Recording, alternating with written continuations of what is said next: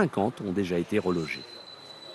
Bonsoir William. Bonsoir. Alors au-delà de Saint-Ouen, beaucoup de quartiers de Seine-Saint-Denis vont bénéficier d'une rénovation financée par l'État. Et oui, la rénovation urbaine continue 20 ans après la loi Borloo, la reconstruction à grands frais des quartiers de banlieue construits dans les années 50, 60 et qui ont pour beaucoup mal vieilli. Ça donne lieu à des opérations spectaculaires, des barres d'immeubles détruites dans les cités pour laisser place à des constructions flambant neuves. Dès 2004, des quartiers prioritaires avaient été sélectionnés. D'autres l'ont été en 2015, une sorte de deuxième vague dans laquelle on retrouve 34 projets en Seine-Saint-Denis, particulièrement bien dotés, 2,3 milliards d'euros investis par l'État, rien que dans le département. C'est presque 20% de l'enveloppe prévue pour toute la France. Plus de 10 000 logements vont être détruits, 11 400 reconstruits, plus de 20 000 rénovations sont également prévues, avec une centaine de nouveaux équipements publics, des écoles notamment. Alors les quartiers ont donc été sélectionnés en 2015, il y a 8 ans.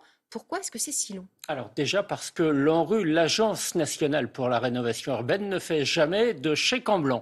Il y a pour chaque projet d'âpres discussions avec les autres financeurs, les villes et les bailleurs sociaux.